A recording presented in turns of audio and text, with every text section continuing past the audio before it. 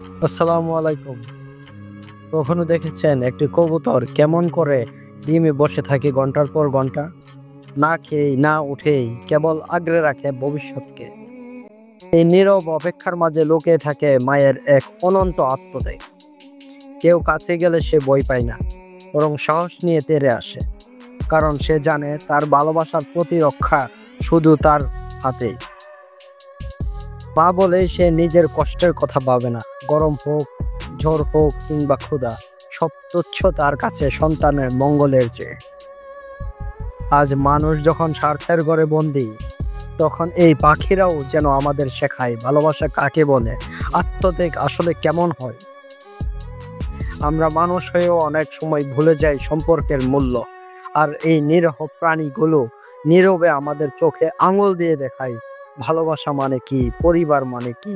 হয়তো তারা এখন সত্যি আমাদের চেয়েও অনেক ভালো।